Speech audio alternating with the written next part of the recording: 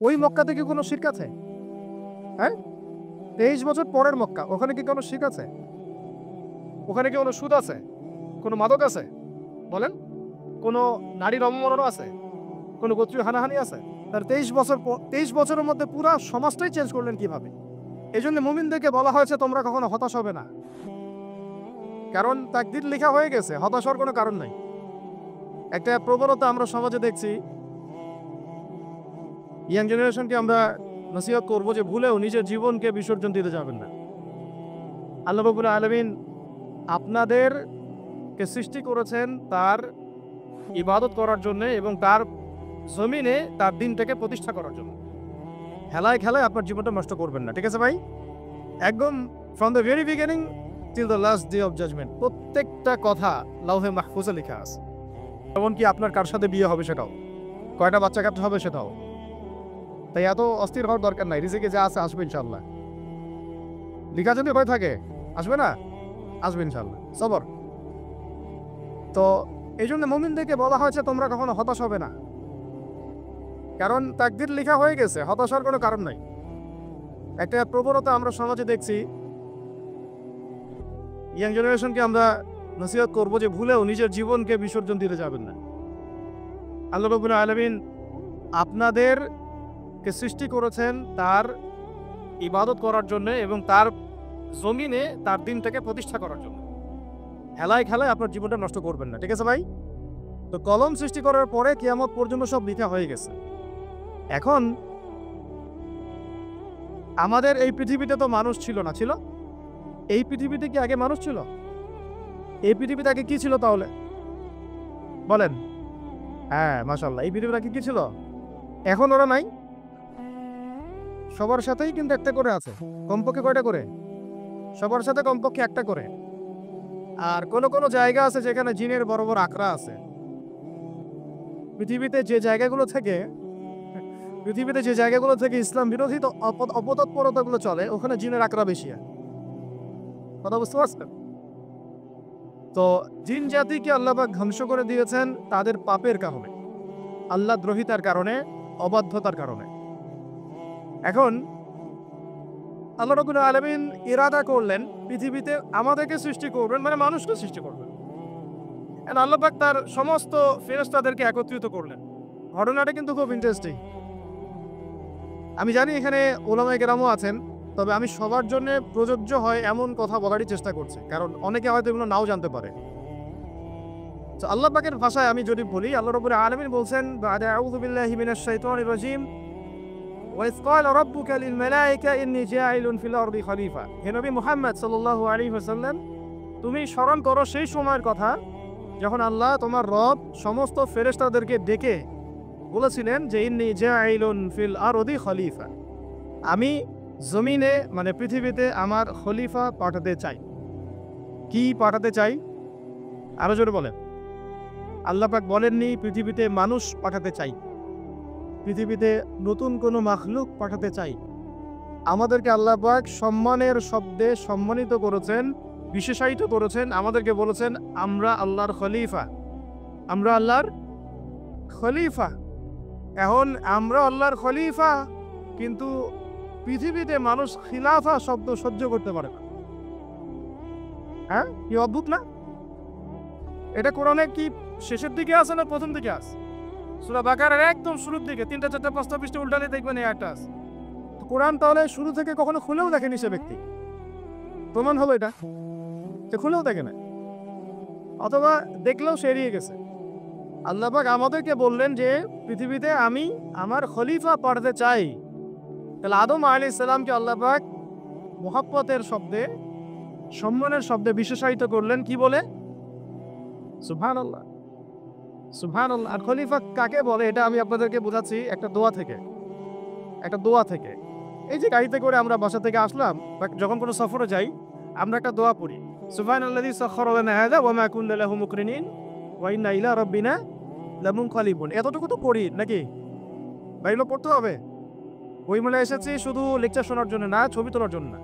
আজকে জীবনটা পরিবর্তন করার নিয়ত করে যেতে হবে, ঠিক আছে ভাই? বই প্রকাশ করা, ছাপানো, বিক্রি করা, লেখা, এর চেয়ে বড় কথা আমার জীবনটা ইলমের আলোয় আলোকিত করা। আমি বই লিখলাম ধরেন একটা, আমার মধ্যে সেই আমল নাই, লাভ নাই, লাভ আছে? আমি বই ছাপাইছি 100 200 500 1000, আমি নিজেই আমল করি না, হবে? আগে আমল, আমল জরুরি, ইলমের সাথে আমলটা খুব বেশি জরুরি। আলেম তাকেই বলা হয় যে ইলম অনুযায়ী আমল করে। কারণ আল্লাহ বলেন লিমা তাকুলুনা মা লা তাফআলুন, তোমরা এমন কাজ, এমন কথা কেন বলো যে আমল নিজেরাই করো না? ইয়াবুরু মাকতান ইনদাল্লাহ আন তাকুলু মা লা তাফআলুন, আল্লাহর কাছে সবচেয়ে গর্হিত একটা অপরাধ, তোমরা একটা কথা বলবা কিন্তু আমল করবা না। তো দোয়াটা মুখস্থ করবেন, এই দোয়ার নিচে একটা অংশ আছে, আল্লাহুম্মা আনতা সাহিবু ফিস সাফারি। আমার কথাটা শুনেন, খলিফার অর্থটা বুঝেন, অনেকে তো অনেকভাবে ব্যাখ্যা করে আর কি। আল্লাহুম্মা আনতা সাহিবু ফিস সাফারি, আল্লাহ তুমি এই সফরে আমার সাথী। সফরে বের হওয়ার সময় দোয়া পড়ছি আমরা, আল্লাহুম্মা আনতা সাহিবু ফিস সাফারি, আল্লাহ তুমি এই সফরে আমার সাথী। ওয়াল খলিফাতু ফিল আহলি ওয়া মালি, আল্লাহ আমি তো বাসায় নাই, আমার বাসার আহাল মালের খলিফা হচ্ছে তুমি আল্লাহ। তাহলে খলিফা শব্দ দিয়ে কি বুঝলেন? আল্লাহ আমার বাসার আহাল মালের খলিফা মানে কি? আমার স্থলাভিষিক্ত তুমি আল্লাহ, আমি ওখানে নাই বাসায়, আমি সফরে বের হয়ে গেছি, আমার স্ত্রী, আমার সন্তান, আমার মাল, আমার জান, এগুলোর দায়িত্ব তোমার, তুমি খলিফা। কত চমৎকার দোয়া। তাহলে পৃথিবীতে আমি আমার খলিফা পাঠাতে চাচ্ছি, তার অর্থ কি? আল্লাহ রাব্বুল আলামিন এই পৃথিবীতে আমাদেরকে তার প্রতিনিধি বানিয়েছেন। সুবহানাল্লাহ, সুবহানাল্লাহ। তাহলে আমরা নিজেদের আত্মপরিচয় ভুলে গেলাম যে আমরা আল্লাহর প্রতিনিধি পৃথিবীতে, তাই না? আমরা এখন আব্রাহাম লিঙ্কনের পূজা করতেছি। আব্রাহাম লিঙ্কনের পূজা তো বুঝেন না আপনারা, এটা হচ্ছে ওই যে সোকল ডেমোক্রেসি পূজা। আল্লাহ পাক বলছেন ওয়াল্লামা আদামাল আসমাআ কুল্লাহা, আল্লাহ বলছেন আমি আদমকে এই মহাবিশ্বের যত নাম আছে, নাম, নাউন্স, ইসম সব শিক্ষা দিয়েছি। সুবহানাল্লাহ। এই মহাবিশ্বের যত নাউন্স, নাম, এখানে ইসম শব্দের অর্থ কিন্তু জ্ঞান। ইসম মানে কি? এখানে জ্ঞান। মহাবিশ্বের যে জ্ঞানগুলো আছে, এই জ্ঞানগুলো আল্লাহ পাক আমাদের আদি পিতাকে শিক্ষা দিয়েছেন। আমাদের আদি পিতাকে আল্লাহ নিজে শিক্ষা দিয়েছেন। সৃষ্টিগতভাবে আমরা জ্ঞানী ছিলাম না, আল্লাহ পাক আমাদেরকে জ্ঞান শিক্ষা দিয়েছেন। আমরা ফিলোসফির বইগুলো খুললে দেখবেন ওখানে বুদ্ধিবাদ নামে একটা মতবাদ আছে। মানে তারা বলে যে মানুষ সৃষ্টিগতভাবেই একজন বুদ্ধিদীপ্ত প্রাণী। এটা ভুল কনসেপ্ট। সৃষ্টিগতভাবে আমাদের মধ্যে জ্ঞান ছিল না, আল্লাহ পাক আমাদেরকে জ্ঞান শিক্ষা দিয়েছেন। বুঝতে পারছেন? একটা মতবাদ তাদের আছে অভিজ্ঞতাবাদ, মানে মানুষ অভিজ্ঞতা থেকেই শিখে। আর কাছে সমন্বয় মতবাদ, আপনারা দেখলে অনেকে পড়েছেন হয়তো। এর বাইরে যে একটা মতবাদ আছে যে আল্লাহ পক্ষ থেকে ওহী ভিত্তিক মানুষ জ্ঞান শিখে, এই মতবাদ কোনো দার্শনিকের বইয়ে স্থান পেল না। কি আফসোস, কি আফসোস। অথচ মুসলিম ঘরে দার্শনিক তারা, আমরাও পড়েছি ভাই 4 বছর এই কারণে গেলে। কি আফসোস, আল্লাহ পাকের ওহীর পক্ষ থেকে যে জ্ঞান আসতে পারে এইটা কনসেপ্টই নাই। অথচ এখানে কোরআনে আল্লাহ পাক বলছেন ওয়াল্লামা আদামাল আসমাআ কুল্লাহা, আমি আল্লাহ আদমকে সমস্ত নাম শিক্ষা দিয়েছি। সুবহানাল্লাহ। এরপরে এই যে জ্ঞান আদম আলাইহিস সালামকে আল্লাহ পাক শিক্ষা দিলেন, এর ফলশ্রুতিতেই আল্লাহ পাক বললেন যে ওয়াইজ কুল্না লিল মালায়েকা উসজুদু লি আদম, হে ফেরেশতারা তোমরা এখন আদমকে সিজদা করো। কি ফেরেশতাদেরকে দিয়ে আল্লাহ পাক আমাদের পিতাকে সিজদা করালেন কিসের মানদণ্ডে? কিসের কারণে? জ্ঞানের কারণে। জ্ঞানের কারণে ফেরেশতাদেরকে আল্লাহ পাক বললেন যে এই নামগুলো বলে দাও তো তোমরা। তারা বলতে পারলো না, তারা বলল লা ইলম আল্লাহুম্মা লা ইলমা লানা ইল্লা মা আল্লামতানা, আল্লাহ আমাদের তো সেই জ্ঞান নাই, শুধু ওইটুকু জ্ঞান আছে যা আপনি আমাদেরকে শিখিয়েছেন। তখন আল্লাহ পাক বলেছিলেন যে আমি যা জানি তোমরা তা জানো না, আমি কি বলি নাই যে আমি আসমান জমিনের গায়েবের সব খবর জানি? তখন আল্লাহ বললেন যে তোমরা সবাই সিজদা করো আদমকে। তাহলে আমাদের পিতাকে খলিফা করা হলো, জ্ঞান শেখানো হলো, আল্লাহ পাক নিজে শেখালেন, ফেরেশতার মণ্ডলীদের দিয়ে সিজদা পর্যন্ত করালেন। কিসের মানদণ্ডে? আবার আসতে বলেন, জ্ঞানের মানদণ্ডে। এখন যদি আমরা একটু প্রশ্ন ছুড়ে দেই নিজ নিজ বিবেকে, আমরা কি সেই ওহীর 10টা সূরাও শিখেছি? 10টা পারা কি পড়া হয়েছে কখনো? 10টা সূরারও কি অর্থ জানি? অনেকে তো 10টা আয়াতের অর্থ জানি না। আমরা কি সেই ওহীর 10টা হাদিস শিখেছি? তাহলে আমরা কোথায় সম্মান খুঁজতেছি? পশ্চিমাদের কাছে? বলেন। সত্যি সবচেয়ে আফসোস লাগে আমার একটা জিনিস, যে মুসলিমরা আমরা এখন আমাদের আত্মপরিচয় ভুলে যাচ্ছি, আল্লাহ পাক আমাদেরকে যেখানে সম্মান রেখেছে ওইখানে সম্মান না খুঁজে আমরা অন্যের দাসত্বের সম্মান খুঁজতেছি। আল্লাহ আমাদেরকে বোঝার তৌফিক দান করে। এটা অজ্ঞতার কারণে হচ্ছে। আমাদের কাজ তাদেরকে সচেতন করা বা তাদেরকে মেসেজ পৌঁছে দেয়া। আমরা উগ্র পন্থা অবলম্বন করব। আমরা হিকমার সাথে প্রজ্ঞার সাথে মানুষকে বোঝানোর চেষ্টা করব। এগুলো বোঝানোর অংশ। এখন আচ্ছা, আরেকটা কথা আপনাদেরকে বলি, একটা কথা আমি মাঝখানে মিস হয়ে গেছে। এই যে আল্লাহ পাক আমাদেরকে খলিফা করে পাঠিয়েছেন, খলিফার কাজ কি? প্রশ্ন না? আমাদের কাজ কি তাহলে? এই কাজটা আল্লাহ পাক আবার ব্যাখ্যা করেছেন সূরা সদের মধ্যে। কোন সূরায়? সূরা সদ। সদ নামে একটা সূরা আছে। সূরা ইয়াসিনের আগে পরে পাবেন। তো এখানে আল্লাহ পাক আরো একজন নবীকে তার খলিফা বলেছেন। সেই নবীর নাম দাউদ আলাইহিস সালাম। কি নাম? আর দাউদ আলাইহিস সালাম কিন্তু এই জেরুজালেম থেকে, যেখানে এখন ওই জায়নিস্টরা বোম্বিং করে আর কি, নিরীহ মুসলিমদেরকে হত্যা করে বিগত 70 বছর থেকে, ওই জেরুজালেম থেকে কিন্তু দাউদ আলাইহিস সালাম বিশ্ব শাসন করেছিলেন। তার পরবর্তীতে তার সন্তান সুলাইমান আলাইহিস সালামও কিন্তু ওখান থেকেই বিশ্ব শাসন করেছিলেন। আর এখনকার বনু ইসরায়েল দাবিদার এই জায়নিস্টরা, তারাও কিন্তু ওই ফিকিরই করছে, ওখান থেকে তারা বিশ্ব শাসন করতে চায় এবং তারা মনে করে তাদের একজন মাসিহ আসবে, সেই মাসিহ আসলে তারা বিশ্ব শাসন করবে। আমরা সেই মাসিহের নাম জানি মাসিহুদ দাজ্জাল। কি নাম? এই দাজ্জালকে ওরা ওদের সত্য মাসিহ মনে করে, আমরা জানি হচ্ছে মিথ্যা ভণ্ড প্রতারক মাসিহ, অথচ ওরা মনে করে এটা হচ্ছে সত্য মাসিহ। এই জায়গায় তারা ধোঁকা খাচ্ছে। অথচ সত্য মাসিহ হচ্ছেন ঈসা আলাইহিস সালাম, যিনি আবার শেষ জামানায় আসবেন এবং তার হাতেই এই মাসিহুদ দাজ্জাল মারা যাবে এবং তারপরে পুরো বিশ্বে আবার ওই খিলাফা কায়েম হবে। ওই যে খলিফা, ওটা সারা বিশ্বে কায়েম হবে। এই টাউন হলও বাদ যাবে না ইনশাআল্লাহ। এটা মানুষ মানতে চাচ্ছে না, কিন্তু মানুষ না মানলে কি? আল্লাহ পাকের নকশায় সব আঁকা আছে কখন কি হবে। কে কে কল্পনা করেছিল যে আজকে আপনারা বসে এখানে দিনের আলোচনা করবেন? হ্যাঁ, কল্পনা করা যায় তো? যে শব্দগুলো আপনারা বলছেন এগুলো বললেই তো নাই গায়ের, এখন বলছেন। কেউ কি কল্পনা করেছিল যে হঠাৎ করে এমন একটা সময় চলে আসতে পারে? কেউ কিন্তু কল্পনা করে না, আল্লাহ পাকের নকশায় ছিল। এখানে আমাদের একটা আফসোসের কথা, এখানে মাস্টারমাইন্ড আল্লাহ রাব্বুল আলামিন। প্রকৃত মাস্টারমাইন্ড কে? আমরা ক্রেডিট নেওয়ার প্রতিযোগিতায় ব্যস্ত হয়ে আছি এখন, কার কত ক্রেডিট নেওয়া যায়। এখানে একক ক্রেডিট পাওয়ার যোগ্য কেউ না, সমস্ত ক্রেডিট কার? আল্লাহ রাব্বুল আলামিন। এটা আল্লাহর সাথে গাদ্দারি করতে যায় না, তাহলে ভুলে যাও। কারণ আমি বারবার বলেছি আপনাদেরকে, কোরআন থেকে একটা শিক্ষা আমরা শিখেছি। একটা কম যখন মাজলুম থাকে, দুর্বল মাজলুম জুলুমের শিকার হচ্ছে, আল্লাহ পাক সেই কমটাকে বাঁচান, কোনো না কোনো একজন ত্রাণকর্তাকে পাঠান, কোনো একটা সূরতে আল্লাহ পাক সেই কমকে বাঁচায় দেন। আবার যদি এই নিয়ামতটা পাওয়ার পরে ওই কম আবার এই জুলুম শুরু করে, আবার আল্লাহ দ্রোহিতা শুরু করে, আল্লাহ পাক তার চেয়ে বড় জালেম চাপাই দিবে। কথা বুঝতে পারছেন? আল্লাহর সাথে গাদ্দারি করতে চাই না, আল্লাহ পাক আমাদেরকে বোঝার তৌফিক দান করেন। আর খলিফার কাজটা কোথায় পাবেন? কোন সূরায় ভাই বলেন? সূরা সদে আল্লাহ পাক দাউদ আলাইহিস সালামকে খলিফা সম্বোধন করে বলছেন, ইয়া দাউদ। কি চমৎকার আহ্বান! ইয়া দাউদ, হে দাউদ, ইন্না জাআলনাকা খলিফাতান ফিল আরদ। দেখো, আমি আল্লাহ তোমাকে পৃথিবীতে খলিফা করেছি। কি করেছি? খলিফা করেছে। তোমার কাজ কি শোনো। ফাহকুম বাইনান নাসি বিল হক। বোঝার চেষ্টা করেন একজন খলিফার কাজ কি। খলিফা মানে আল্লাহর প্রতিনিধি, জমিনে যে দায়িত্বশীল, অন্য মানুষের উপরে যে দায়িত্বশীল, তার কাজ ফাহকুম বাইনান নাসি বিল হক, মানুষের মাঝে ন্যায় বিচার প্রতিষ্ঠা করবে, এটা তোমার কাজ। তাহলে এখন যারা আমরা এই জায়গায় আছি বা ভবিষ্যতে আসবো, আরো কাল আগাতে থাকবে, সময় আগাতে থাকবে, নতুন নতুন নেতৃত্ব আসবে, সবার ফাংশন একটাই, ফাহকুম বাইনান নাসি বিল হক। আমাদের কাজ হবে মানুষের মাঝখানে কি করা? ন্যায় বিচার, বিচার ফয়সালার ক্ষেত্রে ইনসাফ করা, ন্যায় বিচার করা। তো ন্যায় বিচার তো এখন জাদুঘরে আছে নাকি? হ্যাঁ, কোনো কোনো ক্ষেত্রে আমরা চাই না যে ন্যায় বিচার জাদুঘরে যাক। আমরা চাই আবারও ন্যায় এবং সাম্যের সমাজ প্রতিষ্ঠা হোক। ইনশাআল্লাহ এরপর থেকে আমরা কোনো অন্যায় সহ্য করব না।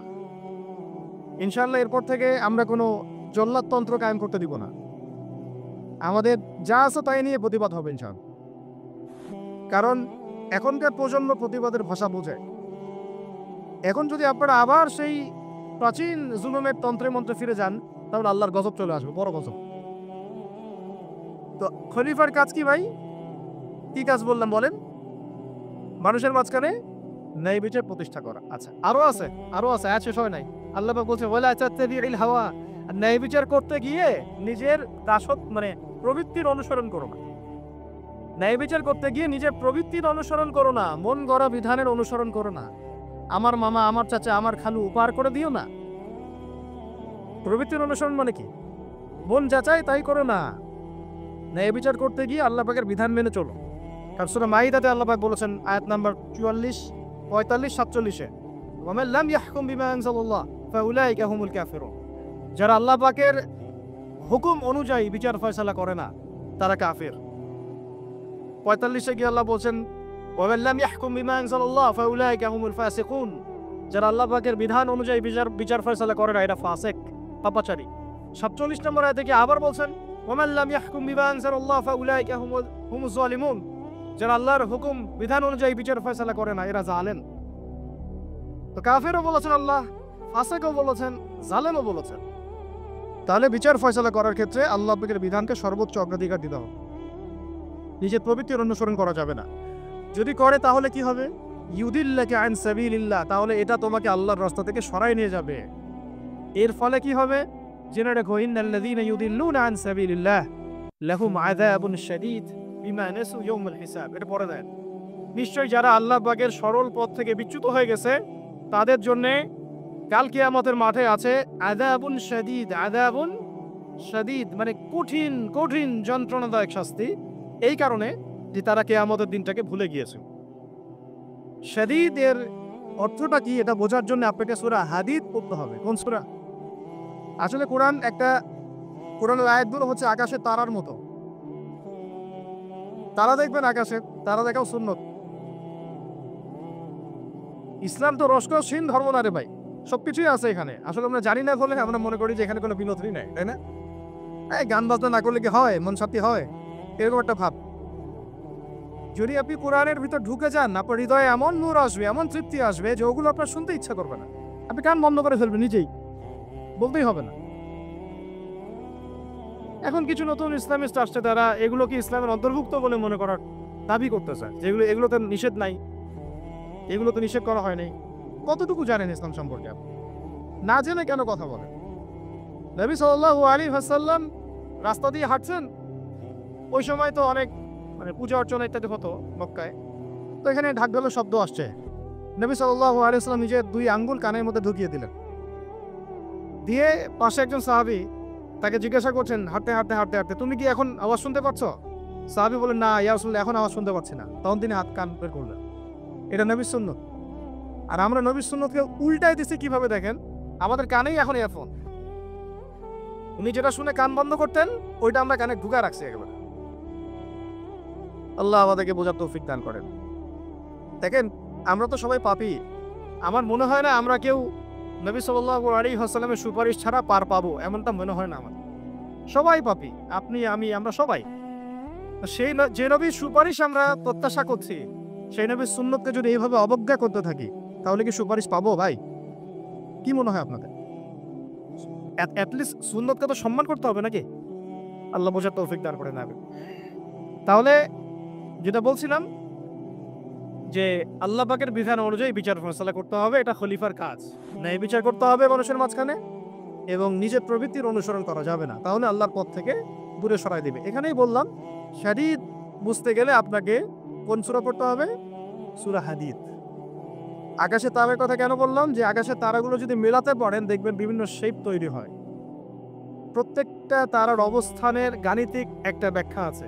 যারা অ্যাস্ট্রোনমি নিয়ে পড়াশোনা করেন তারা জানেন, এগুলা সবাই জানবেন না। প্রত্যেকটা তারাকে আল্লাহ পাক এত সূক্ষ্মভাবে স্থাপন করেছেন যে যদি একটু সামান্য একটু ডানে বামে এগুলো সরে যায়, মহাবিশ্বের এই স্থিতিশীলতা নষ্ট হয়ে যাবে। এবং এটার কসমও আল্লাহ পাক কোরআনে করেছেন সূরা ওয়াকিয়ার মধ্যে। কোন সূরা? সূরা ওয়াকিয়াতে আল্লাহ পাক বলেছেন ফালা উকসিমু বিমাওয়াকি'ন নুজুম। আমি তারার অবস্থান স্থলের স্থিতির কসম করে বলছি। আল্লাহ পাক এর কসম করেছেন। কত গুরুত্বপূর্ণ জিনিস, ঠিক আছে? তো পরেরগুলো বললাম না। সূরা হাদীদ কেন পড়বেন? সূরা হাদীদ আল্লাহ পাক বলেছেন যে ওয়ানজালনাল হাদীদা ফীহি বাসুন শাদীদ। এই যে শাদীদ বুঝাতে গিয়ে হাদীদে আসছে। আল্লাহ পাক বলছেন যে আমি আল্লাহ পৃথিবীতে আসমান থেকে লোহা নাজিল করেছি। অবাক করার বিষয় না? লোহার খনি খুঁজতেছেন আপনারা মাটির নিচে, তাই না? আল্লাহ পাক বলছেন আমি লোহা নাজিল করেছি, আনজালনা, ঠিক যেমন ইন্না আনজালনাহু ফি লাইলাতুল কদর, আমি লাইলাতুল কদরে কোরআন নাজিল করেছি, আসমান থেকে নাজিল হয়েছে, তাই না? এরকমই ওয়ানজালনাল হাদিদা, আমি হাদিদ লোহা নাজিল করেছি, ফিহি বাসুন শাদীদ, যে লোহার মধ্যে আছে কঠিন শক্তি, শক্তি আছে না? আয়রন যে অণু পরমাণুগুলো, এগুলোর শক্তি সবচেয়ে বেশি না? কেমিস্ট্রিতে আপনারা পড়েছেন। তাহলে এখন আল্লাহ পাক বলছেন কিয়ামতের দিন তাদের জন্য আযাবুন শাদীদ, যারা আল্লাহ পাকের খলিফার দায়িত্ব পালন করবে না, যারা খলিফার দায়িত্ব পেয়েও ন্যায় বিচার করবে না, ইনসাফ করবে না, প্রবৃত্তির অনুসরণ করবে, ঠিক আছে, আল্লাহর পথ থেকে বিচ্যুত হয়ে যাবে, তাদের জন্য কিয়ামতের মাঠে এই শাস্তি আছে। তাহলে আমরা কি খলিফা শব্দ বুঝতে পারলাম? আমাদের পিতা যে খলিফা, এটা কি বুঝতে পারলাম?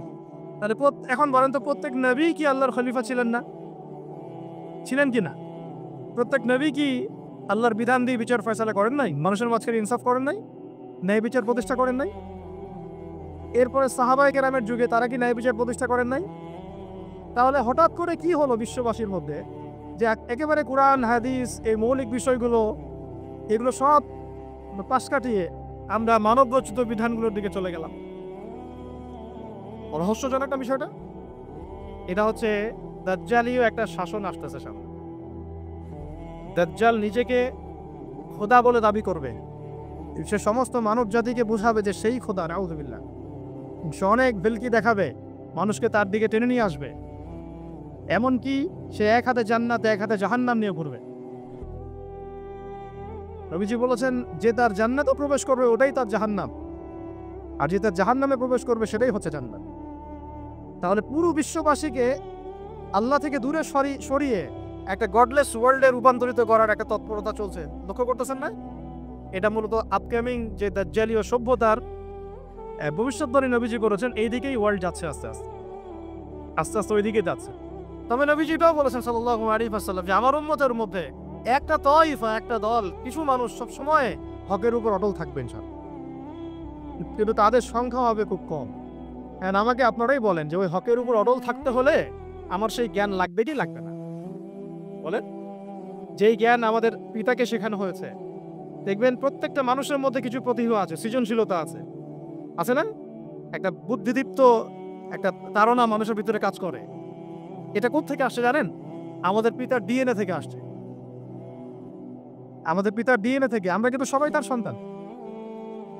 এরপরে পৃথিবীতে মানুষ পাপাচারে যখন লিপ্ত হলো প্রচন্ড রকম, তখন নূহ আলাইহিস সালামকে আল্লাহ পাক পাঠান, এবং তিনি প্রায় 950 বছর দাওয়াতের কাজ করলে 40টা বা 80টা পরিবার ইসলাম কবুল করলো। তখন আল্লাহ পাক এই মুমিনদেরকে বাদ দিয়ে সবাইকে গারদ করে দিলেন, ধ্বংস করে দিলেন। মানে আমরা যারা পৃথিবীতে এখন বেঁচে আছি, যে আপনি আমি, আপনাদের নাম আমি জানি না, আমরা যারা বেঁচে আছি, আমরা কিন্তু কোনো না কোনোভাবে ওই 40 বা 80 পরিবারের সন্তান। আমরা আত্মীয়, কিন্তু আমরা সবাই কিন্তু আত্মীয়, জানেন? 40টা বা 80টা পরিবার বাদ দিয়ে বাকি সব মানুষকে আল্লাহ পাক ধ্বংস করে দিয়েছিলেন নূহ আলাইহিস সালামের মহাপ্লাবনে। ঘটনা জানেন না? 40 বা 80টা পরিবারকে বাদ দিয়ে বাকি সবাইকে আল্লাহ পাক ধ্বংস করেছেন ওই মহাপ্লাবনে। তাহলে এখন এই বিশ্বে যত মানুষ আছে তারা কয়টা পরিবারের সন্তান? ওই 40-80। আমরা কোনো না কোনোভাবে একে অপরের আত্মীয় হই। মুসলিম অমুসলিম সবাই, মুসলিম অমুসলিম সবাই। আমরা যে অসাম্প্রদায়িকতার কথা বলি না, এই শব্দটাকে ভালো অর্থে নেওয়া যায়। কি অর্থে? অন্যান্য ধর্মাবলম্বী মানুষ যারা, তারা তাদের ধর্ম স্বাধীনভাবে পালন করবে, কোনো সমস্যা নেই, আমরা তাদের এই কাজে বাধা দিতে যাব না। একইভাবে আমরা আমাদের ধর্ম স্বাধীনভাবে পালন করব, তারা এখানে কোনো বাধা দিতে পারবে না। সিম্পল। তারা তাদের উৎসব তাদের মতো পালন করবে, আমরা আমাদের উৎসব আমাদের মতো পালন করব। না আমি মূর্তি পাহারা দিতে যাব, আর না আমি মূর্তি ভাঙতে যাব। সিম্পল। আমি পাহারাও দিতে যাব না, ভাঙতেও যাব। সিম্পল। আমরা কি কুরবানিতে তাদেরকে বলতে পারবো ভাই আসেন আমার বাসায় দাওয়াত খান? এটা হয় কখনো? লাকুম দীনুকুম ওয়ালিয়া দিন। আপনাদের দিন আপনাদের, আমাদের দিন আমার। সিম্পল। এই অর্থে ঠিক আছে। কিন্তু সব ধর্ম মিলে যে নতুন ধর্ম বানানোর চেষ্টা করা হচ্ছে বাংলাদেশে, এটা ঠিক নাই। এটা শুভঙ্করের ফাঁকি। সব ধর্ম মিলে নতুন ধর্ম করার কোনো সুযোগ নাই। আমরা সবাই এক পরিবারের সন্তান। এখন আমাকে বলেন, নূহ আলাইহিস সালামের একটা ছেলে ছিল, নাম জানেন? কি নাম বলেন? কেনান, মাশাআল্লাহ। কয় ছেলে ছিল তার? হ্যাঁ? না, মূলত চারজন সন্তান থেকে বড় বড় 4টা গোত্র সৃষ্টি হয়েছে। শাম এক সন্তানের নাম কি? এটাকে কেন্দ্র করে এই যে কন্টিনেন্টে পুরো অ্যারাবিয়ান কন্টিনেন্টে যত মানুষ তার বংশধর। ঠিক আছে? হাম একটা সন্তানের নাম হাম। এখান থেকে আফ্রিকার যে কালো কালো মানুষগুলো সব তাদের বংশধর। একটা হচ্ছে ইয়াফাস, ইউরোপিয়ান যারা সাদা চামড়া সব এদের বংশধর। আরেকটা যে কেনান। এই ছেলেটা কি বলেছিল? বাবা ডাকছে, নৌকায় আসো তাড়াতাড়ি, নৌকায় আসো তাড়াতাড়ি, না হলে আজকে আল্লাহ পাক আযাব দিয়ে ধ্বংস করে দিবেন। সে নবীর সন্তান হওয়ার পরেও আল্লাহ প্রদত্ত ওহির জ্ঞানকে মূল্যায়ন না করার কারণে ধ্বংস হয়ে গেল। আর ওই 40টা বা 80টা পরিবার নাজাত পেল কিভাবে? আল্লাহর পক্ষ থেকে নাজিলকৃত ওহির জ্ঞানকে প্রাধান্য দিয়ে আনুগত্য করে। তাহলে কোন জ্ঞানকে আমরা প্রাধান্য দিব ভাই? আমি বলছি না যে আমরা দুনিয়াবী জ্ঞানগুলোকে শিখবো না, ওই প্রসঙ্গে আমি একটু পরে আসছি, যে আমরা শিখবো এবং কিভাবে শিখবো, কতটুকু শিখবো। আগে এই অংশটুকু শেষ করি। ঠিক একদিন হবে। আপনারা কি আদ জাতির নাম জানেন? আদ, সামুদ। ওই যে সৌদি আরব এখন যেখানে লাইন বানাচ্ছে, লাইন প্রজেক্ট, ওই আল-ওলা বলে, আল-ওলা লাইন প্রজেক্ট বানাচ্ছে, দেখবেন অনলাইনে। ওই জায়গা দিয়ে নবী সাল্লাল্লাহু আলাইহি ওয়াসাল্লাম তাবুক যুদ্ধের সময় গিয়েছিলেন। যাওয়ার সময় তিনি বলেছিলেন, তোমরা মাথা নিচু করে কান্নাকাটি করতে করতে এখান থেকে অতিক্রম করো। সাহাবীরা মাথার উপর কাপড় দিয়ে কান্নাকাটি করতে করতে জায়গাটা পার করেছেন, কারণ ওই জায়গায় সামুদ জাতি ছিল যাদেরকে ধ্বংস করা হয়েছে। ওটা হচ্ছে এখন পর্যটন স্পট। সুবহানাল্লাহ। তো আদ এবং সামুদ জাতিকেও আল্লাহ পাক ধ্বংস করলেন, কিন্তু তাদেরকে করেন নাই। ইব্রাহিম আলাইহিস সালাম কোন জ্ঞানের বদৌলতে আল্লাহকে চিনলেন? মানব রচিত জ্ঞান নাকি আল্লাহ পক্ষ থেকে নাযিলকৃত জ্ঞান? বলেন। মুসা আলাইহিস সালাম কোন জ্ঞানের বদৌলতে ফিরআউনের মতো এই যে কি বলবো প্রতাপশালী একজন শাসকের সামনে দাঁড়িয়ে বুক ফুলিয়ে ইসলামের দাওয়াত দিলেন? কোন জ্ঞানের আলোকে? ওহীর জ্ঞান। আর ওহীর জ্ঞান যখন নাজিল করা হয়েছে তখন তিনি দোয়াটা পড়ছিলেন, রব্বি ইশরাহ লি সাদরি ওয়া ইয়াসসির লি আমরি ওয়াহলুল উকদাতাম মিন লিসানি ইয়াফকাহু কওলি। প্রত্যেক নবী, ইউসুফ আলাইহিস সালাম কারাগারে 12 বছর থেকেছেন। কত বছর? 12 বছর। আমাদের অনেক ভাই এরকম 5 বছর, 7 বছর, 10 বছর, 12 বছর থেকেছে, আছে। এমনও মানুষ আছে, এখন বলা যায় তাই বলি, যে ওই যে একটা শব্দ শুনেছেন, আয়না ঘর, ওখানে দীর্ঘদিন ছিল, তারপরে নাই, কোথায় গেছে আল্লাহই ভালো জানে। ইউসুফ আলাইহিস সালামও এরকম কারাগারে ছিলেন। কত বছর? 12 বছর। কিন্তু আল্লাহ পাক তাকে এমন একটা জ্ঞান শিক্ষা দিয়েছিলেন, তিনি স্বপ্নের ব্যাখ্যা বলতে পারতেন, যে কোনো স্বপ্নের। রাজা স্বপ্ন দেখলেন যে 7টা গাভী, জীর্ণ শীর্ণ গাভী, মোটা তাজা গাভীকে খেয়ে ফেলছে, স্বপ্নের ব্যাখ্যা কেউ দিতে পারে না। কিন্তু ওই জেলখানায় 2 জন ছাড়া পাওয়া মানুষ, ছাড়া পাইছে 2 জন আর কি, 2 জনের মধ্যে একজন বেঁচে আছে, একজন নাই। মানে 2 জন বসে বসে ইউসুফ আলাইহিস সালামকে বলছিলেন যে আমরা একটা স্বপ্ন দেখলাম যে আমার মাথায় রুটি আছে, পাখি এসে রুটি খেয়ে ফেলছে। আর আমি স্বপ্ন দেখলাম যে আমি শরাব পান করাচ্ছি, ব্যাখ্যা কি ইউসুফ? তোমাকে সত্যবাদী বলে জানি। ইউসুফ আলাইহিস সালাম বললেন, তোমার মাথায় রুটি যেটা খেয়ে নিচ্ছে তার মানে তোমাকে শুলদণ্ড দেওয়া হবে, আর তুমি যে পানি পান করাচ্ছ তার মানে তুমি নাজাত পাবে, ছাড়া পাবে। হলেও তাই। আর যে নাজাত পাবে তাকে ইউসুফ আলাইহিস সালাম বলে দিলেন যে তুমি রাজদরবারে গিয়ে আমার কথা বলো, আমার কথা আলোচনা করো। সে ভুলে গিয়েছিল। পরে যখন এই স্বপ্নটা দেখলো বাচ্চা, তখন বাচ্চা সবাইকে ডাকলো, ডেকে বললো যে গাভীর স্বপ্নের ব্যাখ্যা কি। তখন এই ব্যক্তির মনে পড়ছে, আরে ইউসুফ তো এই ব্যাখ্যা দিতে পারে। সে গিয়ে ইউসুফ আলাইহিস সালামকে ডেকে নিয়ে আসতেছে যে এই রাজা স্বপ্ন দেখছে, ব্যাখ্যা কি। স্বপ্ন কিন্তু আপনার কাছে শুনে একটা স্বাভাবিক মনে হচ্ছে, আরে গাভীর আবার স্বপ্নের কি ব্যাখ্যা? তখন ইউসুফ আলাইহিস সালাম ব্যাখ্যা দিলেন যে 7 বছর ফসল ফলবে আপনাদের এলাকায়, তারপরে 7 বছর হবে দুর্ভিক্ষের সময়। কিসের সাথে কিসের ব্যাখ্যা? এই জ্ঞান কে শিখালেন তাকে? এই ইন্টারপ্রিটেশনের জ্ঞান কে শিখালেন? তাহলে জ্ঞানের মূল উৎস কে? আমার কথা বলার উদ্দেশ্য কি বুঝতে পারছেন? যত জ্ঞান তার মূল উৎস কে? স্বপ্ন একটা জ্ঞান, যদি সেটা সত্য হয়। আর জেনে রাখবেন, কিয়ামতের আগে আগে মুমিনদের স্বপ্ন বেশি বেশি সত্য হবে। ঠিক আছে? মুসা আলাইহিস সালামকেও সেই আল্লাহই জ্ঞান শিক্ষা দিলেন। ঈসা আলাইহিস সালাম এই কুষ্ঠরোগীর গায়ে হাত বুলালে ভালো হয়ে যায়। হ্যাঁ, অন্ধ ব্যক্তির মানে চোখে হাত বুলালে ভালো হয়ে যায়। এমনকি মৃত ব্যক্তিকে তিনি বলছেন কুম বিইজনিল্লাহ, আল্লাহর হুকুমে দাঁড়িয়ে যাও, দাঁড়িয়ে গেল। এই জ্ঞান কে দিয়েছেন তাকে? দাউদ এবং সুলাইমান আলাইহিস সালাম এই যে পশু পাখির ভাষা বোঝেন, সুলাইমান আলাইহিস সালাম পিঁপড়ার ভাষাও বুঝেন। আপনাদের সায়েন্স কি পিঁপড়ার ভাষা বুঝে? হ্যাঁ, আমরা তো এখন সায়েন্সকে সবকিছুর মানদণ্ড মনে করি, তাই না? সায়েন্স যদি বলে হ্যাঁ তাহলে হ্যাঁ, না বললে না। মানে এমন একটা ভাব, দেখেন সায়েন্সকে আমরা ইলাহ বানাইছি, ইলাহ, উপাস্য। সায়েন্স যদি বলে যে পৃথিবী থেকে অমুক অমুক কোটি কোটি আলোকবর্ষ দূরে একটা গ্রহের সন্ধান পাওয়া গেছে, নাম দিল ধরেন যে আলফা এক্স ওয়াই জেড কিছু একটা, ওখানে হুরপরি আছে, হ্যাঁ ওখানে দুধের সাগর আছে, মধুর সাগর আছে, তো মানুষ তখন বিশ্বাস করা শুরু করবে হ্যাঁ হ্যাঁ তাই তো থাকতেই পারে। নাসা বলেছে না হয়ে পারে, নাসা মন্তব্য করেছে না হয়ে পারে। ওরকম যদি বলে অনেক দূরে একটা আগুনের একটা বিশাল ইয়া পাওয়া গেছে, গ্রহ পাওয়া গেছে, ওখানে আযাব দেওয়া হয়, শাস্তি দেওয়া হয়, ওখানে অন্য মাখলুক আছে, ওদের ভাষায় এলিয়েন আর কি, মানুষ বিশ্বাস করে। আল্লাহ পাক কোরআনে বলছেন যে সুলাইমান আলাইহিস সালাম পিঁপড়ার ভাষাও বুঝতেন, ওই কথা বিশ্বাস করতে চাচ্ছে না। সুলাইমান আলাইহিস সালাম বাতাসে ফ্লাই করতে পারতেন, এটা বুঝতে পারতেছেন, বিশ্বাস করেন। তাহলে ওই প্রযুক্তি না থাকলে এয়ারক্রাফট কিভাবে আবিষ্কার করলেন? যে প্রযুক্তিগুলো পৃথিবীতে চলে গেছে ইতিমধ্যে, ওগুলো ভবিষ্যতেও আসতে পারে। যেমন একটা প্রযুক্তির কথা বলি, সুলাইমান আলাইহিস সালাম বসে আছেন, একজনকে বললেন না সাবার রানী বিলকিসের সিংহাসন কে নিয়ে আসতে পারবে? একজন বলল যে আপনি উঠে দাঁড়াইতে যতক্ষণ সময় লাগে এর মধ্যে নিয়ে আসবো। আরেকজন বললেন যে না, আপনি চোখের পলক ফেলতে যতক্ষণ লাগে এর মধ্যে দেখবেন সিংহাসন সামনে। সুবহানাল্লাহ, কি প্রযুক্তি! বলেন এই প্রযুক্তির সামনে কি বিশ্ববাসী যেতে পেরেছে? দেখেন সুলাইমান আলাইহিস সালামের বাতাসে ফ্লাই করাটা কিন্তু এখন পৃথিবীতে খুব কমন হয়ে গেছে। আমরা সবাই ফ্লাই করতেছি বাতাসে, তাই না? যদি আপকামিং কোনো সময় আপনি দেখেন যে এইরকম চোখের পলকেই একটা বস্তু আরেকটা জায়গা থেকে এক জায়গায় চলে আসতেছে, আমি অবাক হব না ইনশাআল্লাহ। কারণ কোরআনে অতীতে এই ঘটনার দলিল আছে। বুঝাতে পারতেছি না? এক কথায় সমস্ত জ্ঞানের মূল উৎস কে?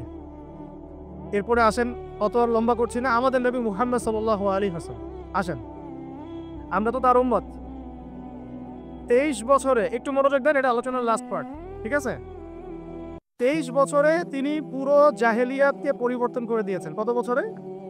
23 বছর। আপনারা কি জানেন যে আইয়ামে জাহিলিয়াতে আসলে কি কি সমস্যা ছিল? কেন ওই যুগটাকে আমরা জাহিলিয়াত বলি? বেসিক্যালি 5-6টা সমস্যা ছিল। কয়টা? 5-6টা। 1 নম্বর শিরক। 1 নম্বর কি? আমার সাথে বলেন। শিরক আমাদের ওয়ার্ল্ডে নাই? এটা তো গ্লোবাল শিরক চলতেছে এখন। শুধু ধর্মীয় শিরক চলতেছে না, কিন্তু এখন শিরক হচ্ছে পলিটিক্সে, শিরক হচ্ছে ইকোনমিক্সে, শিরক এডুকেশনেও আছে, শিরক কালচারের মধ্যেও আছে। কথাগুলো বুঝতে হবে একটু গভীরভাবে। তখন সমস্যা ছিল রিবা, সুদ। এখন নাই? রিবা ছাড়া কোনো সিস্টেম আছে এখন ওয়ার্ল্ডে? আমি গতকালকে একটা হাদিস মোতালা করছিলাম সুদ সংক্রান্ত। নবীজি বলেছেন সাল্লাল্লাহু আলাইহি ওয়াসাল্লাম যে একটা যুগ আসবে সামনে, সুদবিহীন কোনো মানুষই চলতে পারবে না। যে চলতে চাইবে তার গায়েও সুদের ছিটা ফোটা গিয়ে লাগবে। আসে নাই সেই যুগ? সুবহানাল্লাহ, কিভাবে তিনি এত স্পেসিফিক কি কথাগুলো বলতে পারেন? নিশ্চয়ই তিনি এমন একজন সত্তার কাছ থেকে জ্ঞান পেয়েছেন যিনি সব জানেন, অতীত বর্তমান ভবিষ্যৎ, তাই না? এমনকি নবীজি বলেছেন ইমামুল মাহদির সময় যে 10 জন ঘোড়সওয়ার বের হবে এবং তারা গিয়ে খোঁজ নিতে যাবে যে দাজ্জাল বের হয়েছে কিনা, নবীজি বলছেন আমি সেই 10 জনের নামও জানি, তাদের বাবার নামও জানি। সুবহানাল্লাহ, সুবহানাল্লাহ। কিয়ামতের মাঠে আলী রাদিয়াল্লাহু আনহু, আবু বকর রাদিয়াল্লাহু আনহু, ওমর, ওসমান রাদিয়াল্লাহু আনহুম আজমাইন, তাদের হিসাবটা কেমন হবে ওইটাও নবী সাল্লাল্লাহু আলাইহি ওয়াসাল্লাম আগেই বলে দিয়েছেন। সবচেয়ে দ্রুত হিসাব হবে এই উম্মতের আলী ইবনে আবি তালেব রাদিয়াল্লাহু আনহু। যাবেন, বেরোবেন, শেষ। কি মানুষ, তার জীবনীটা পড়ে দেখবেন। আমি শেষের দিকে বলে দিব আপনাদের কাছে, এবং এটা রেকর্ডেড থাকবে, ইনশাল্লাহ অনলাইনে দিয়ে দিব, যে আপনারা কোন কোন সাবজেক্টের বই কিনবেন। ওই মেলা তো শুধু মানে আসলেন একটা র্যান্ডমলি বই কিনলেন এমন না, টপিক ধরে ধরে সাবজেক্ট ওয়াইজ বই কিনতে হবে। ঠিক আছে ভাই? বই কেনার পিছনে টাকা পয়সা খরচ যদি না করেন, মানে দিনের জন্য অর্থ ব্যয় করার মানসিকতা না থাকে, এলেম পাওয়া যাবে না। অনেক মুহাদ্দিস নিজের গায়ের জামা খুলে দিয়ে পর্যন্ত বই নিয়ে বাসায় গিয়েছে, জানেন? তাদের সমস্ত সম্পত্তি বিক্রি করে দিয়েছেন বই কেনার জন্য। আজকে সকালে আমাদের এক ভাই মোজাকারা করছিলেন যে আমারই এক উস্তাদ, বাংলাদেশের অনেক বরেণ্য একজন আলেমে দ্বীন, প্রবীণ আলেমে দ্বীন, তার কথা আলোচনা হচ্ছিল যে তিনি কিতাব পড়তে হঠাৎ একটা কিতাব তিনি খুঁজে পাচ্ছেন না। তো ছাত্রদেরকে পাঠালেন যে খুঁজে নিয়ে আসো তো, কোথায় আছে, কেউ খুঁজে পায় না। তিনি নাকি ওযু করে এসে নামাজ 2 রাকাত নামাজ পড়ে বাচ্চার মতো হাউমাউ করে কান্নাকাটি শুরু করলেন, আল্লাহ আমার সেই কিতাব কোথায় গেল, আমার কিতাবটা এনে দাও। তালাবুল ইলম কাকে বলে দেখেন, ইলমের তালেব, ইলমের ছাত্র কাকে বলে? এই যে ইলমের ছাত্র, আমরা কি ছাত্র হইতে পারছি? একটা বইয়ের দাম যদি দেখি 100 টাকা, বাস আমাদের গায়ে লাগে। 100 টাকা দিয়ে তো আপনার গার্লফ্রেন্ডকে নিয়ে বসতে গায়ে লাগে না, বসলে তো 500 টাকা চলে যায়। জিনা থেকে বাঁচতে না পারলে কলবে আল্লাহ নূর আসবে না। আল্লাহ পাক আমাদের কথাগুলো বোঝার তৌফিক দান করেন, আমিন। জিনা, আবার বলছি, জিনা থেকে বাঁচতে হবে, অন্যথায় কলবে নূর আসবে না। আল্লাহ পাক আমাদেরকে বোঝার তৌফিক দান করেন, আমিন। কোথায় ছিলাম ভাই? বলেন। 1 নাম্বার কি ছিল? শিরক। 2 নাম্বার রিবা, সুদ। ওইটা বলতে গিয়ে হাদিসটা কথা বলেছিলাম। এই সুদটা কি এখন বেশি না কম? এখন সুদ মানুষ খাচ্ছে, যুক্তিও দিচ্ছে যে এই যুগে এখন সুদ না খাইলে কি চলে? একদিন একটা মসজিদে বয়ান করছিলাম, তো মসজিদে বয়ানের মাঝখানে একজন দাঁড়ায় গেল, দাঁড়ায় আমাকে বলছে যে ওস্তাদ, হুজুর বুঝলাম আপনার সব কথা ঠিক আছে, এখন আমার 1 লাখ টাকা ধার লাগবে, আমি কোত্থেকে নিব? বলেন আসলে উত্তর দিবেন কি? হ্যাঁ, সুদের ক্ষতিকর বিষয়গুলো যেমন বলতে হবে, সুদবিহীন ব্যাংকিং সিস্টেম এবং অর্থনৈতিক ব্যবস্থাও তো চালু করতে হবে। সেটা কি? সেটা হচ্ছে যাকাত। সেটা কি? যাকাত, সাদাকা এবং কর্জে হাসানা। এগুলো তো চালু করছি না আমরা শুধু কথা বলছি তাত্ত্বিক যে সুদ হারাম। আমিও তো অনেক জায়গায় বলছি, কারণ বলতে হচ্ছে, নাহলে আপনার জানাতে তো হবে। সুদের পাপের সবচেয়ে নিম্ন শাখা হচ্ছে মায়ের সাথে জেনা করা, সর্বোচ্চ শাখা হচ্ছে আল্লাহ এবং তার রাসূলের সাথে যুদ্ধ করা। একটা হাদিস বুখারীতে এরকম আসছে, বুখারীতে কি তিরমিজিতে, আমি রেফারেন্সটা বলে যাচ্ছি, তবে হাদিসটা সহিহ। নবী সাল্লাল্লাহু আলাইহি ওয়াসাল্লাম বলেছেন, যে ব্যক্তি 1 দিরহাম সুদ খায় সে যেন 36 বার জিনা করল। আর আপনারা তো জানেন, এটা আমার বলার দরকার নাই। 4 শ্রেণীর মানুষকে নবীজি অভিশাপ দিয়েছেন, যে নিজে খায়, তারপরে যে সুদ দেয়, যে লিখে রাখে, যে সাক্ষী থাকে। আমি বলতে চাচ্ছি, আইয়ামে জাহিলিয়াতে এই সুদটা ছিল, আমাদের এই বর্তমান ওয়ার্ল্ড অ্যাফেয়ার্সে নাই। বাংলাদেশ একটা কান্ট্রি হিসেবে চিন্তা করবেন না, আপনি গ্লোবালি চিন্তা করবেন, কারণ এখন একটা দেশ স্বতন্ত্রভাবে চলতে পারে না। ওয়ার্ল্ড ব্যাংকের সাথে আপনাকে ডিল করতে হবে, IMF এর সাথে। আমি যদি প্রেসিডেন্ট হই, তাও আমাকে করতে হবে, আপনি হলে আপনাকে করতে হবে। কথা বলে তো শুধু কথা বলে লাভ নাই। আপনার বিকল্পটা কি? আসলে বিকল্প ব্যবস্থাটা কি? এটা তো মূল কথা। ইকোনমিক্স নিয়ে কতগুলো কিতাব আছে এখানে, ইসলামিক ইকোনমিক্স নিয়ে আমরা কতগুলো কিতাব ছাপাইছি, বর্তমান ওয়ার্ল্ড অ্যাফেয়ার্স নিয়ে আমরা কতগুলো কিতাব ছাপাইছি। নবী সাল্লাল্লাহু আলাইহি ওয়াসাল্লাম বলেছেন, শেষ জামানা সবচাইতে আমার উম্মতের উপর ভয়াবহ ফিতনা হচ্ছে, কি নাম বলেন? এখন আপনি আমাকে মাদ্রাসার পুরো সিলেবাসে কন্টেন্ট ফ্যাকাল্টি দেখেন, আছে কয়টা কিতাব আছে? সবচেয়ে ভয়াবহ ফিতনা নবীর মুখে, নিজের মুখে বলা, সবচেয়ে ভয়াবহ, এর চেয়ে ভয়াবহ কোনো ফিতনা আসে নাই, আসবেও না। এখন আপনি আমাকে বলেন যে এই ফিতনা সংক্রান্ত কতগুলো কিতাব আপনার কাছে আছে বাসায়, বলেন। তাহলে গ্যাপস আছে না আমাদের মধ্যে? গ্যাপস ফিল আপ করতে হবে। কথাগুলো বলার উদ্দেশ্য হচ্ছে গ্যাপসটা ফিল আপ করা। তো এই রিবার সমস্যাটা এখনো আছে। আল্লাহ পাক আমাদেরকে রিবা মুক্ত জিন্দেগি দান করেন, আমিন।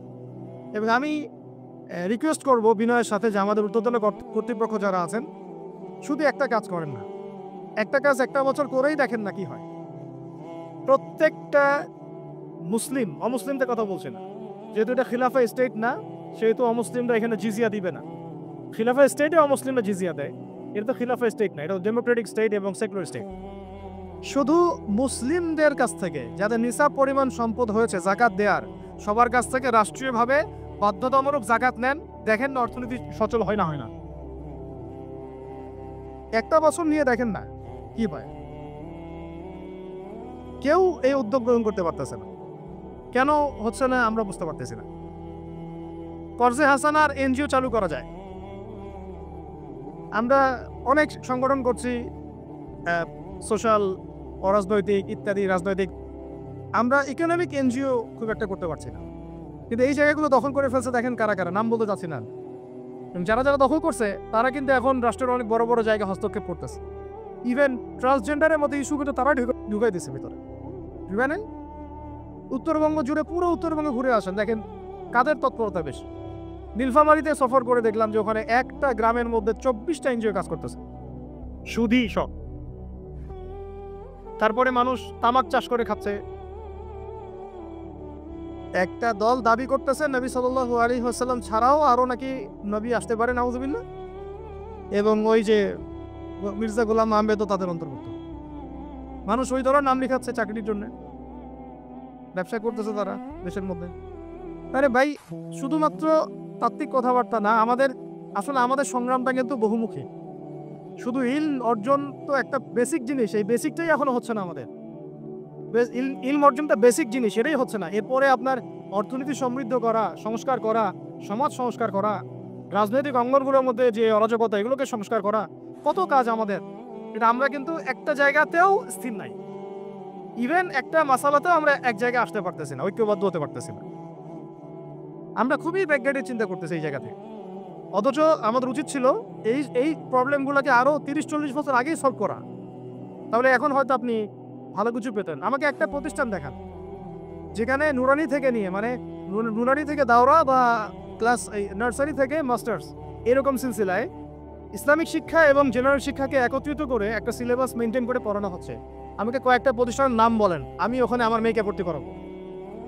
আমাকে দেন, রেডিমেড দেন, আমার ছেলেকে ভর্তি করাবো। আমরা ফিকির করতেছি না। এটা হওয়া উচিত ছিল বিগত 30 বছর আগেই। আমি আপনাদেরকে বলি যে প্রকাশনা সংস্থার ভাইরা আছেন অনেকে এখানে। ধরেন আমাদের রংপুরের কোনো ভাই আপনাদেরকে পুরো 1 বিঘা জমি দিল, বা ধরেন 5 বিঘা জমি দিয়ে দিল, ঠিক আছে? আর আমরা সবাই মিলে দেশবাসীর কাছ থেকে টাকা কালেক্ট করে একটা কনস্ট্রাকশন দাঁড় করে প্রতিষ্ঠান দাঁড় করালাম, একেবারে অনার্স, মানে নুরানি থেকে নিয়ে, মানে প্লে গ্রুপ থেকে নিয়ে মাস্টার্স, এরকম ফ্যাকাল্টি আর কি করলাম। এখন ভাই, আপনারা যারা বই প্রকাশ করতেছেন, আমাকে কি আপনারা বই দিতে পারবেন? প্রত্যেকটা ক্লাসে আমি কোন কোন বই পড়াবো পারবেন? আমাকে কি সিলেবাস দিতে পারবেন? কথা বলেন। প্লে গ্রুপে কোন কোন বই পড়াবো আমাকে দেন। নার্সারিতে দেন, STD 1-এ দেন, 2-তে দেন, 3-তে দেন, 5-এ দেন। এভাবে আপনি আমাকে ক্লাস 10 পর্যন্ত দেন। তারপরে কি আপনি আমাকে অনার্স, মাস্টার্স, এই ফ্যাকাল্টিগুলো আলাদা আলাদা, এগুলো কি ইউনিভার্সিটি আদলে আপনি কি আমাকে সাজা দিতে পারবেন? আমরা জায়গা দিব, টাকা দিব, প্রতিষ্ঠান করে দিব। প্রকাশনা সংস্থা থেকে কি আমরা এতটুকু পেতে পারি? এবং এমন এমন আলেমের প্রোডাক্ট, যে আলেমরা সারা ওয়ার্ল্ডকে ডিল করতে পারে, মানে ইন্টারন্যাশনাল স্কলার। এখান থেকে যাবে UK থেকে দাওয়াতি কাজ করে আসবে, অস্ট্রেলিয়ায় গিয়ে দাওয়াতি কাজ করে আসবে, মালয়েশিয়ায় গিয়ে দাওয়াতি কাজ করে আসবে, আন্তর্জাতিক মানের আলেম। আমরা কি জেনারেল শিক্ষিত ব্যাকগ্রাউন্ড থেকে তৈরি করতে পারবো? পারছি কি? আর আপনারা আমাকে বলেন তো ভাই, যে কত পার্সেন্ট মানুষ জেনারেল শিক্ষিত আর কত পার্সেন্ট মানুষ মাদ্রাসা শিক্ষিত? কাদের পরিসংখ্যানটা বেশি? তারা কি, তাদের কোনো অবদান রাখার কোনো সুযোগ নাই? এখন যদি এই ক্লাসিক্যাল পড়াশোনা না হয়, ইলমের এই গভীরতায় না যায়, এবং বড় বড় ওলামায়ে কেরামদের সহবতে তারা না আসে, তাহলে কিভাবে তারা বিশুদ্ধ ইসলাম শিখবে আর প্রচার করবে আর প্রতিষ্ঠা করবে? তো প্রশ্ন কিছু করে গেলাম। আজকে প্রশ্নগুলো রেখে যাচ্ছে এই কারণে, যেগুলো নিয়ে আপনারা ভাববেন, যে আপনারা আমাকে একটা ইসলামিক ইউনিভার্সিটি করার মতো বইপত্র আমাকে বানায় দেন না। দায়িত্ব নেন কেউ, আপনারা সবাই মিলে দায়িত্ব নেন। আমি এখানে একটা স্কুল আছে আমাদের ছোট্ট, তাওহিদুন নুরাইন ইসলামিক স্কুল। এই স্কুল আমরা করেছি প্লে, নার্সারি, KG 1, 2, 3, 4, 5, এতটুকু। ট্রাইলিঙ্গুয়াল, মানে Bangla medium, English version, medium না, ইংলিশ ভার্সন আর অ্যারাবিক। এই সিলেবাসটুকু করতে, এই 8টা ক্লাসের সিলেবাস করতে আমাকে 7 দিন 8 দিন একেবারে বাংলা বাজার ঘাটাঘাটি করে, আমরা আগে তো ইংলিশ মিডিয়ামে পড়াশোনা করতাম, ওই অক্সফোর্ডের বই ঘাটাঘাটি করো, ব্রিটিশ কাউন্সিলের বই ঘাটাঘাটি করো, তারপরে ওদের ম্যাথামেটিক্স, ওদের সায়েন্স, আবার এই মাদ্রাসার অ্যারাবিক, আবার এই সরকারি কারিকুলামের বই, এগুলো ঘাটতে ঘাটতে ঘাটতে একটা সিলেবাস আমরা দাঁড় করাতে পারছি। মাত্র 5টা ক্লাস করতে পারবে। এরপরে এটা করতে গিয়ে যে দেখলাম যে আসলে এগুলোর যে এত ঘাটতি আছে বাজারে, রেডিমেড কোনো প্রোডাক্ট এগুলো নাই। ঘুরে ফিরে কি সেই আমরা একই জিনিসের চর্চা করতে থাকবো, নাকি আমরা একটু বহির্বিশ্বে যেভাবে দিন প্রচার হচ্ছে এই মান দিতে পারি? এটা আমাদের উচিত না করার কাজটা? হ্যাঁ, এটা তো আমাদের হাতে রাষ্ট্রীয় ক্ষমতা নাই, থাকলে না হয় উপরের লেভেল থেকে এগুলো করা যায় খুব সহজ। আর উপরের লেভেলে যারা আছেন তারা তো আরো ট্রান্সজেন্ডার ঢুকাচ্ছেন, আপনারা তো ঢুকাচ্ছেন। তাহলে এই কাজগুলো কাদের করতে হবে? তাহলে বেসরকারিভাবে করতে হবে। কারণ আমরা যারা বইকে ভালোবাসি, জ্ঞানকে ভালোবাসি, আল্লাহকে ভালোবাসি, রাসূলকে ভালোবাসি, চাই যে আমরা যা করছি আমাদের পরের প্রজন্মটা মানুষের মতো মানুষ হোক। কাজ কি কম না বেশি আমাদের বলেন? সেক্ষেত্রে কাজগুলো কিন্তু ওইভাবে হচ্ছে না ভাই। একটা বিষয়ের বই সবাই ছাপাচ্ছি, কেন? কি দরকার আছে? একটা বিষয়ের বই আমি সবাই ছাপাচ্ছি। একটা জিনিস, একটা হিস্ট্রির একটা কিতাব অনেকগুলো প্রকাশনী আপনারা করতেছেন। একই বই ফাইজুল কালাম সবাই করতে আছে। একটা বই তাসাউফ তাসুদ্দি অনেক প্রকাশনী করতেছে, কপি করতেছে। ভাই আমাদের কি কাজ কি দুনিয়ার স্বার্থ উদ্ধার করা, না আমার দিনের কোনো ক্ষেত্রে? আমার কথায় মাইন্ড করবেন না, আমি মাইন্ড করার মতো কথা বলছি না। আমি বলছি আপনাদেরকে আরো যেন কনস্ট্রাকটিভ হয় কাজগুলো। মানে আপনাদের সাথে আমি বসবো ইনশাল্লাহ আবার খুব আলাদা করে, যে একটা আমাকে পুরো শিক্ষা ফর্মুলা আমাকে দিবেন, মানে প্রত্যেকটা ক্লাসের বই রেডি করে দিবেন, যাতে আমরা প্রতিষ্ঠান বানালেই একদম পুরা কমসে কম ক্লাস 1 থেকে 10 ঢেলে দিতে পারি, আমার পরিশ্রম করতে না হয়। ওখানে বাংলা মিডিয়ামের বই থাকবে, ইংলিশ মিডিয়ামেরও থাকবে, এবং অ্যারাবিক তো থাকবেই। একটা গঠনমূলক সিলেবাস, যেটা পড়লে আমার ছেলে মাশাআল্লাহ হাফেজও হবে, এদিকে মাশাআল্লাহ সে ইংরেজিতেও দক্ষ হবে, সায়েন্সেও দক্ষ হবে। এক পর্যায়ে যখন সে এসএসসি পাস করবে, সে দেখবেন যে যার রাস্তা বেছে নিচ্ছে। বেজ আমি তাকে করে দিছি 10 পর্যন্ত। এখন সে ডক্টর হোক আর ইঞ্জিনিয়ার হোক, আর না হয় যদি আল্লাহর খলিফাই হয়, কোনো সমস্যা নেই। সমস্যা আছে? এটা দরকার ছিল ভাই, আরো 30 বছর আগেই দরকার ছিল।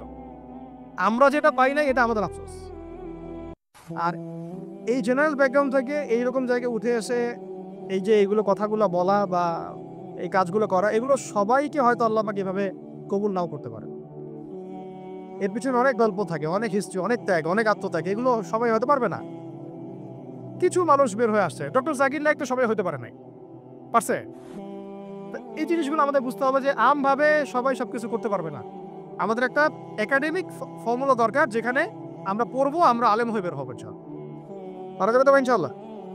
আচ্ছা, অনেক গভীরে চলে গেছি, আপনাদেরকে মানে অনেক বেশি বিরক্ত করে ফেলতেছি আর কি। তো কথাগুলো বলার খুব মন চাচ্ছিল, তো বলে ফেললাম।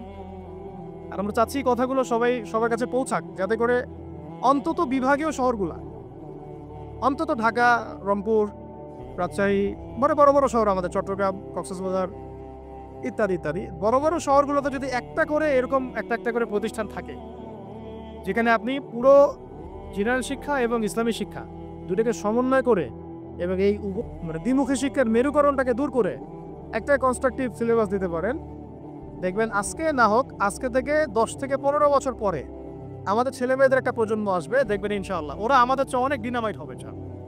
এই যে আজকে অনেকগুলো আয়াত বললাম, অনেকে হয়তো জানেন না বা পড়েন নাই, ওরা বলতেই বুঝে ফেলবে কোন সূরায় আছে।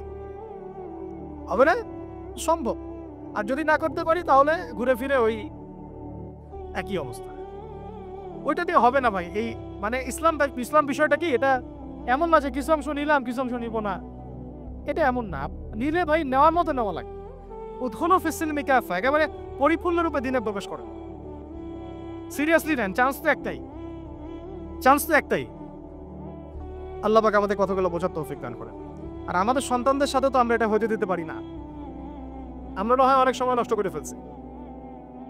তো ভাই আর লম্বা করতেছি না, আমি শেষের অংশটুকু বলে শেষ করে দিচ্ছি যে এই সুদ আর শিরক যেমন ওই সময় ছিল, এখনো আছে। আর ওই আইয়ামে জাহিলিয়াতে সেই সুদ আপনি দেখলেন, এখন শিরক দেখলেন, মাদক আছে না নাই? আইয়ামে জাহিলিয়াতের মাদক, আইয়ামে জাহিলিয়াতের এই নারী জাতির অবমাননা আছে না সমাজে? নাই? আর ব্যাখ্যা করতে যাচ্ছি না, আপনারা জানেন সব। আর আইয়ামে জাহিলিয়াতে ছিল একটা গোত্রীয় হানাহানি, দ্বন্দ্ব, মারামারি, এখন সমাজে নাই? এটাই তো চলতেছে এখন সমাজে। তো এখন এই জাহিলিয়াতের সমাজটাকে মাত্র 23 বছরের মধ্যে আমাদের নবীজি চেঞ্জ করে দিয়েছেন। কত বছর? এখন আপনারা আমাকে বলেন তো যে তিনি কি কোনো জাদু করছেন? তিনি কি কোনো জাদু দেখাইছেন সমাজে এসে? মানুষকে মারছেন? মানুষকে কি তিনি মানে কঠোর ছিলেন? তিনি তার কাছে আল্লাহর ফেরেশতা আসতো, তিনি কি সেই শক্তি কাজে লাগায় একদম মানুষ সমাজে মানুষকে জোর করে ইসলাম কবুল করেছেন? তিনি কি করছেন 23 বছরে? এটা বলে শেষ করে দেব। তবে তার আগে শুধু এতটুকু বলবো যে 23 বছর পরের মক্কাটাকে একটু দেখেন। 23 বছরের ওই মক্কাতে কি কোনো শিরক আছে? হ্যাঁ? 23 বছর পরের মক্কা, ওখানে কি কোনো শিরক আছে? ওখানে কি কোনো সুদ আছে? কোনো মাদক আছে? বলেন? কোনো নারীর অবমাননা আছে? কোনো গোত্রীয় হানাহানি আছে? তার 23 বছরের মধ্যে পুরা সমাজটাই চেঞ্জ করলেন কিভাবে?